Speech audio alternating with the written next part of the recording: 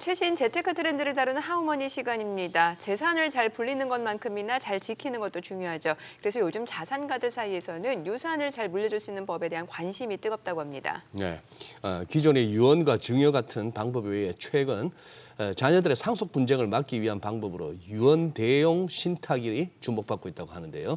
자세한 내용 김남호 재무설계사님과 알아보겠습니다. 어서 오세요. 네, 안녕하세요. 어서 오세요. 네, 뭐 피보다 돈이 진하다면서요. 요즘 뭐 그런 씁쓸하네요. 참 네, 그렇죠. 예, 웃을 수 없는 얘기들이 나옵니다만, 자 이제 부모님들이 돌아가시고 나서 유산을 두고 벌이는 그 또 상속 분쟁이 많다고요.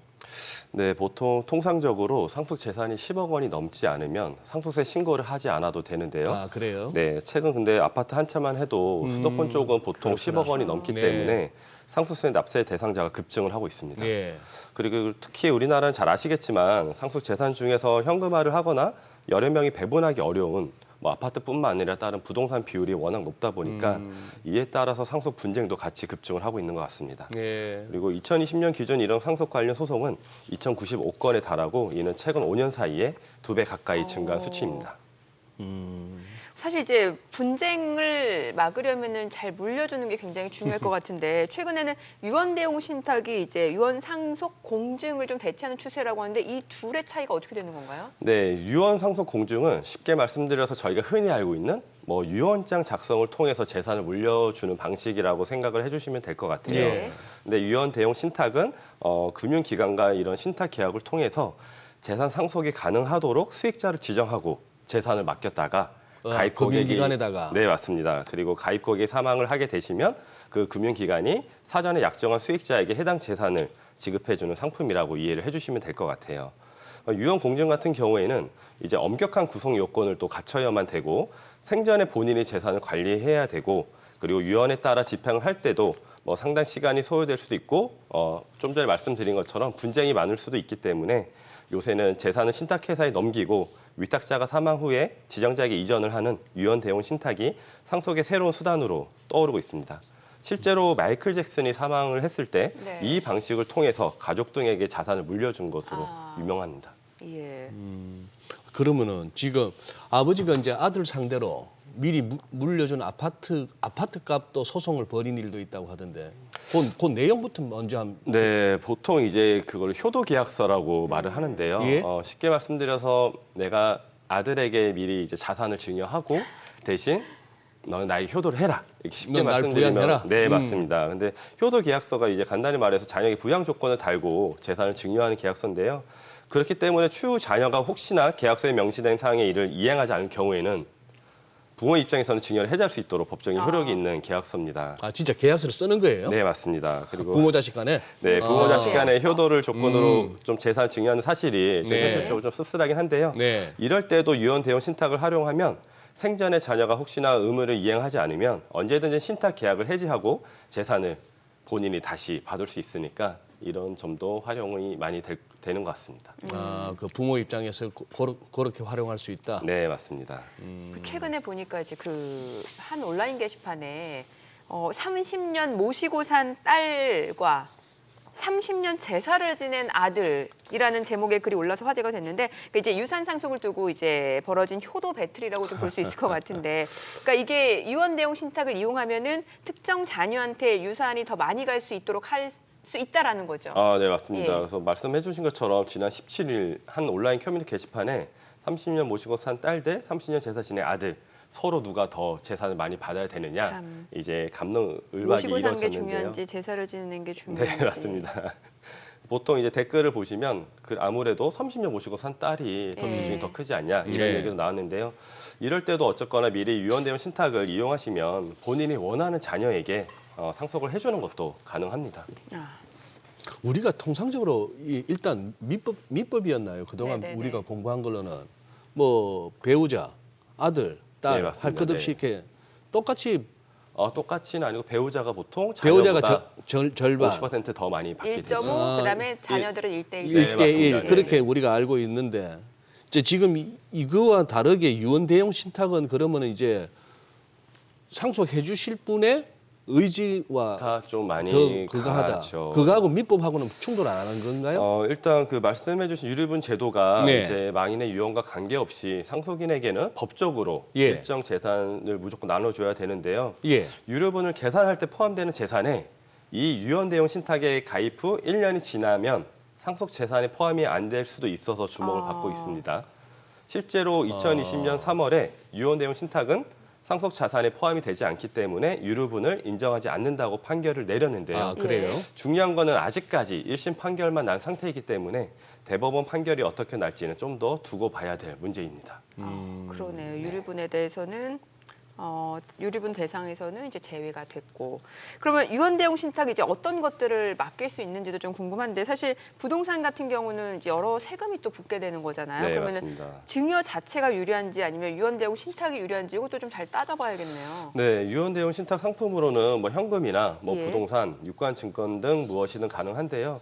그리고 유언 대용 신탁을 설정 시에 세금의 절세 효과를 묻는 분들이 많으신데, 개인이 보유하던 재산을 상속하는 경우와 동일하게 과세하기 때문에 네. 신탁 계약으로 인한 특별한 상속세 절세 효과는 발생하지 않는다고 보시면 될 것 같아요. 네.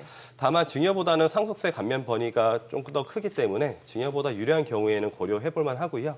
그리고 한 가지 장애인 신탁 제도라는 것이 있는데, 이 제도를 활용하면 5억 원 한도까지는 장애인을 가지신 부모님들은 5억까지는 세금 없이 물려줄 수 있어서 이 제도도 참고를 해주시면 좋을 것 같습니다. 아, 자녀가 장애인일 때. 네, 맞습니다. 그러면 이것도 유언 대용 신탁 이것도 어쨌거나 금융사에다 돈 관리를 맡기는 거고. 네, 그렇죠. 그러다 보면은 무슨 비용이 발생할 거 아니겠습니까? 네, 맞습니다. 뭐 수수료 어느 정도 보수나 수수료가 어느 정도 든다고 보면 될까요? 네, 보통 이제 금융권을 수탁자로 해서 네. 부동산이나 내 자산을 맡기는 경우에는 뭐 신탁 상품마다 좀 다르긴 하지만 매년 부동산 가액의 0.3에서 1% 정도 발생한다고 보시면 될 것 같아요. 신탁 부동산 가액에 네, 0.3에서 1% 정도. 적은 금액은 아니죠. 적은 금액은 0.3에서 아니네. 1%. 네, 맞습니다. 한 10억짜리 같으면 1%면 얼마입니까? 1,000만 원이죠. 1,000만 원이구나. 네. 네, 네.